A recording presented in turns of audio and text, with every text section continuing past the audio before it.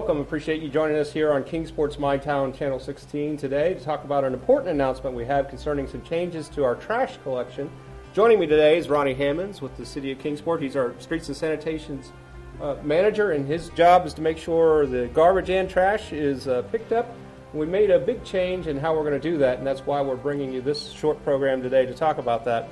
And part of the reason is the City of Kingsport's efforts to implement technology and increase the efficiency with what we're doing in our trash collection and actually bring you better service. So Ronnie, if you would, tell us a little bit about how this piece of equipment is going to change the way we do trash collection.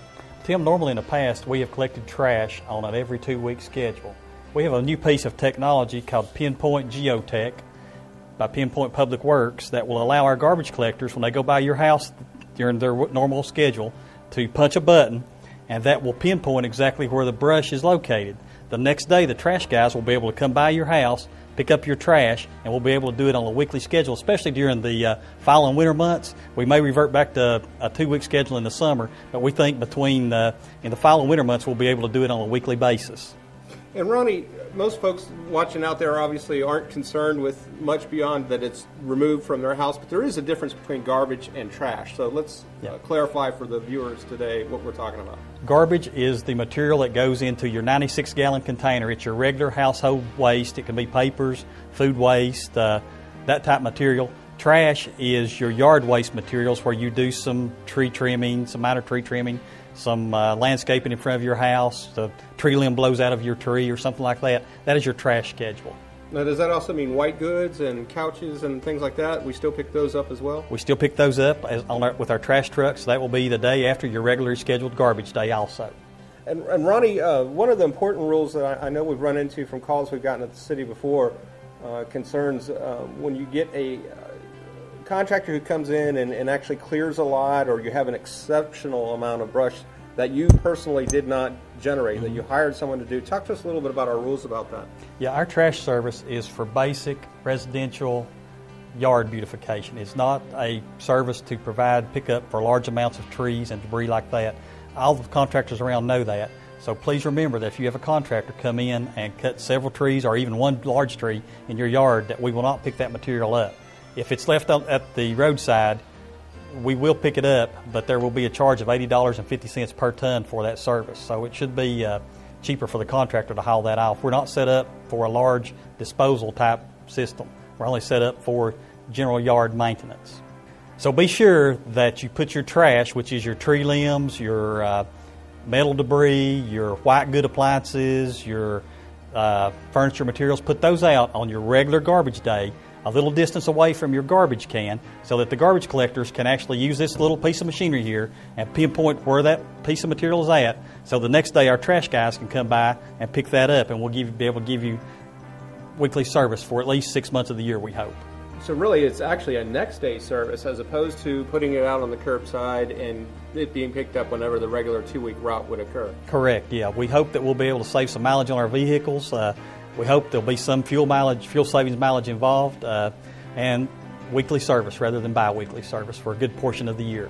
Now, there are a number of other items that your drivers will be able to punch up on here, or that we'll be going to in terms of traffic or street lights that are out. What else would we be able to record using this piece of equipment? The big thing we've already used it for in the past 2 months has been locating potholes. As you know, this has been an extremely harsh winter for potholes. Right. So our garbage guys have actually used these and located potholes for our streets guys so that they can drive right to them rather than have to drive all over town and hunt them. But we can use it for potholes. We can use it after hours for street lights if need be. There's just a myriad of different things that we can use these little pieces of machinery for. Some of the other things that are important to remember about your trash collection, about the cans not being too close together. Talk about some of the routine problems that folks may not realize. If they actually watch your garbage man come by, you can actually see why. We have the automated grabbers, which is another efficiency the City of Kingsport's gone to. It's reduced the need for 2 people on every truck. It reduces the hazards to the garbage men by having this automated system in terms of they're not having to physically handle these bags and the garbage and whatnot might be in them. But talk a little bit about that issue. Yeah, there are several different ways that our citizens can help us to serve them better. We went to automated garbage about 2 years ago now. It's been a real success. There are a few little things that if people can help us with, it'll make us even more efficient and able to do better service. Some people have 2 cans. If you have 2 cans, please put those cans approximately 3 to 4 feet apart. If you put them too close together, the guys aren't able to use their automated machinery. It's just like a big, large hand going out and picking up the material. If they're too close together, they can't use their machines to grab it, and they'll have to get out and move it. So if you can put them about 3 or 4 feet apart, that'll help us immensely. Also, to help us serve you better, please remember to don't put any bags on top of your carts. If you do, the equipment has to pick it up about 12 or 15 feet in the air, and oftentimes that bag you have on top of your cart will fall off and make a mess in the street. So please make sure everything fits in your cart. That's very important to us. Make sure everything fits in your cart. If there's some circumstance that someone's moved out or you're moving in, please call our office and we'll make arrangements to get another schedule set up for you so we can set a different type of truck out. But on your normal day, please remember to try to keep everything in your cart that's possible. So if you have an overflow of garbage or you're cleaning out an old unit, maybe you're moving out, they should call what number? If you're moving out, please call our office at 229-9451, and we'll be able to service you a lot better that way. Now, how far away should they put their brush and their white goods? Again, you want to leave that space so we can operate the equipment. Everything needs to be about 4 or 5 feet away from your garbage cart if possible. That makes it a lot easier for both pieces of machinery. If you get too close, it just makes a mess for everyone, and we're not able to service everything as efficiently. So we can service your needs a lot better if everything is spaced a little bit apart. And it's kind of unusual for a city to offer a service to actually pick up old couches or old wore-out appliances, is it not?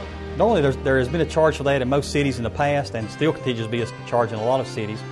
We decided about 3 years ago to try to help make the aesthetics of our city a lot better and are picking that material up free. We're actually recycling old appliances at our landfill.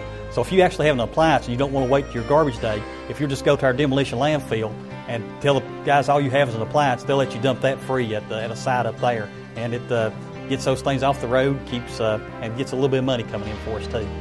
Okay, and to sum everything up again, so on your regular garbage day, when you put your cart out, also be sure you have your brush, any white goods, old used appliances, or anything else you're trying to dispose of out on that same day. And to the very best of our ability, we're going to try to be there the next day to pick it up.